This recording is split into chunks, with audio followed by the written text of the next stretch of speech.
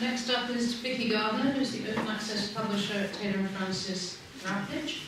And she is responsible for some 20 pure open access journals, plus there are also 1,500 hybrid open access journals in Francis. And she's going to talk about the socio-economic impact of open access. I'll just apologise in advance because I have got a few slides here that are quite small font. So I imagine that those of you at the back of the room, unless you've brought opera glasses, it might be a bit difficult to see. But these slides will be made freely available after the meeting. So thanks for the introduction, Deborah. I just wanted really to have a fairly discursive presentation. Some thoughts on how openness can and is influencing society outside of the academy, the effect that it's having on the economy as well. And this is something that I've been keen to talk about for a while because as part of my job, I speak to a lot of funders, policymakers and institutions, and this is quite a recurrent topic, the idea that open access has served as a catalyst for innovation, for economic growth and for new discoveries and knowledge. So I'm going to spend the time I have just exploring this fairly briefly. Might be a little bit ambitious. Initially, I'm going to give you some of the views that are fairly representative from amongst the funders and the policymakers and the wider public. Some thoughts on how we measure the impact of this research. So quantitative terms, quite easily measurable, but there's qualitative aspects that I want to explore as well, which leads nicely on to the next 2 points. The idea of the knowledge society, is that something that we're striving towards, where information is freely available to the benefit of all? Or is the knowledge economy perhaps a more pragmatic view, the idea that knowledge is a commodity and is expected to generate a return? So, sorry, I love animation. Okay, so here we have some views, and as I say, I feel that these are fairly representative of the conversations that I've had with various people. And there's a real consensus that funding research leads to future economic prosperity. That is basically the theme of all of these statements. Interestingly, or perhaps not so much, it's reflected on spending on research and development, which I was quite surprised to see the statistic at the bottom. OECD estimates that there's been a 68% growth in R&D investment since the turn of the century, and that's despite the economic downturn. Moving on, I thought this was quite an interesting and relevant piece of research to show to you all. It's a recent Ipsos Mori survey looking at public attitudes to science, and the one thing that I pick out here, when asked about views around science and the economy, you'll see the little box there, 76% of those surveyed felt that scientific research makes a direct contribution to economic growth in the UK, and 62% felt that it created jobs and opened up the job market. So really a lot of positive views around research, around development and the related investment. Moving on specifically to openness and the open agenda. So once again, there are quite a few tiny font quotes here, but variations on the theme. We're seeing a lot of views that free access to research without boundaries catalyses the innovation, growth, spurs on economic development. Research Councils UK, they often use the term disruptive innovation in the conversations that I've had with them and at meetings that they've spoken at. And I understand that this is developed from the Schumpeter idea, innovation economics. So this is very much spurred on by the belief that openness drives innovation, creates new research, creates growth, and generates a financial return. And that's a justification for their open access policy.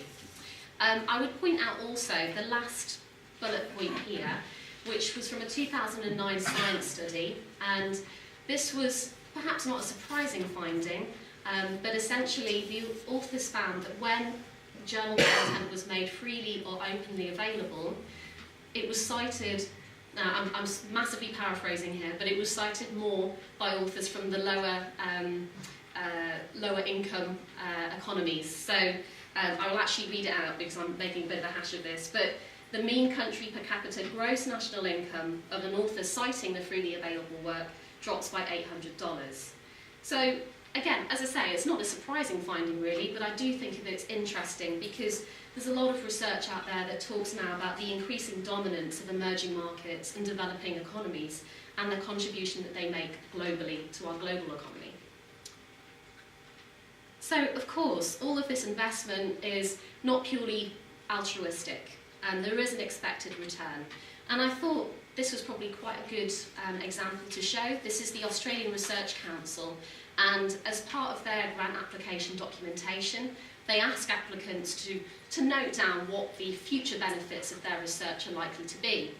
And here they specifically say the contribution that research makes to the economy, society, culture, quality of life, so on and so forth. So, a very logical thing to ask people to do in some respects. But there are a couple of issues here, perhaps, which I wanted to flag.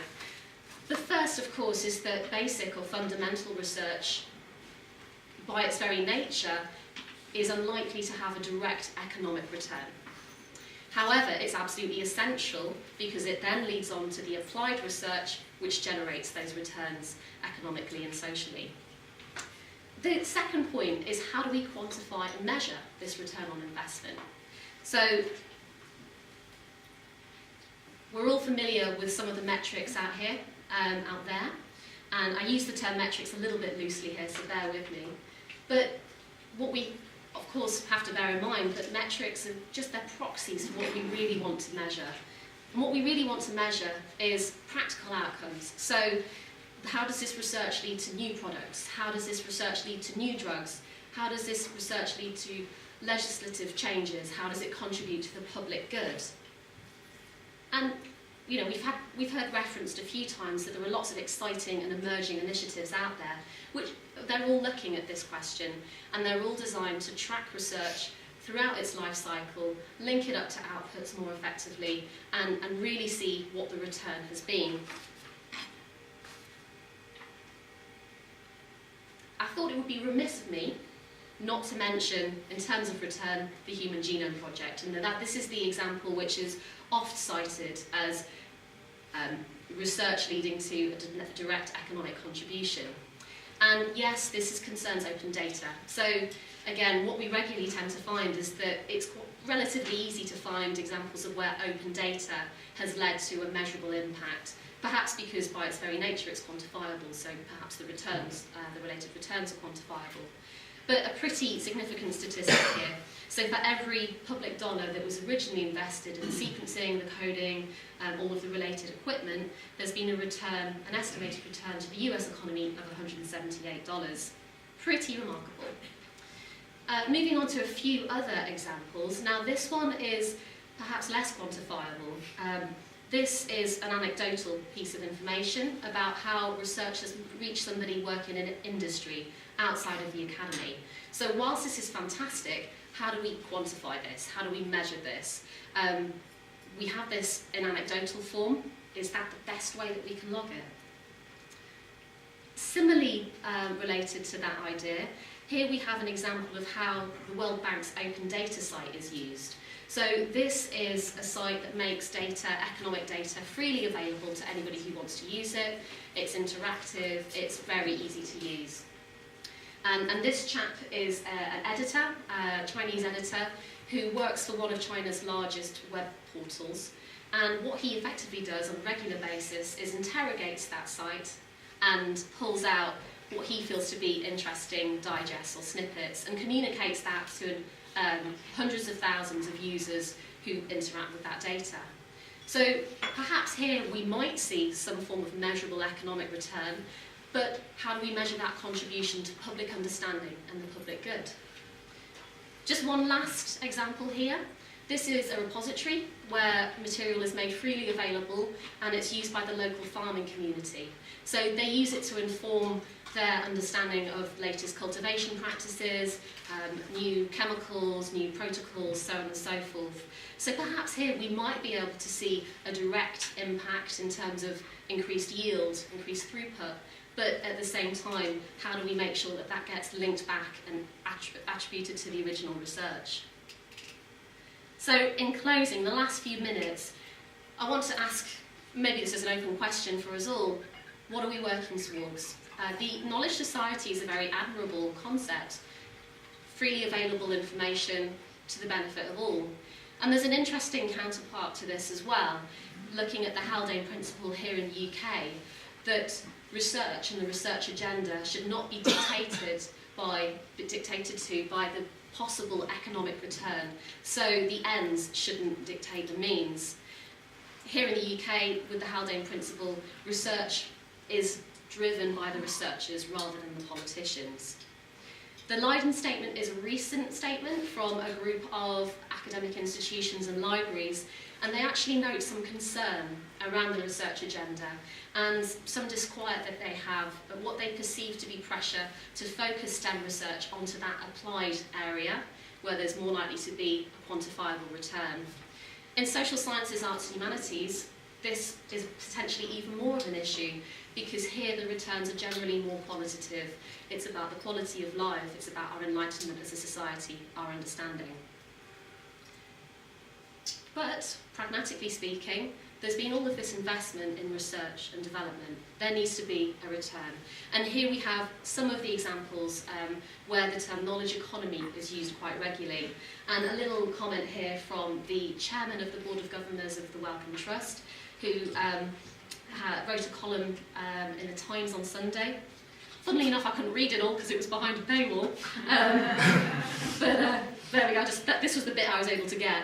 And he basically talks about the huge advantages that we have, the flourishing research ecosystem, but how, as UK PLC, we're not very good at realising the economic potential of that environment. So hopefully I haven't run on too much. I just wanted to, in closing, just really touch on what I've already said. So we're in a time of great market change. So we're seeing the influence of technology and its exponential development. We're seeing the impact of openness really start to make itself felt. But there are also some issues here about how we measure the impact of that research. The qualitative knowledge society versus the quantitative knowledge economy. And do we want one to win out over the other? I suspect that, as usual in this debate, it's not binary. It'll be a mix of both. And I think that's where I will leave it. Thank you very much.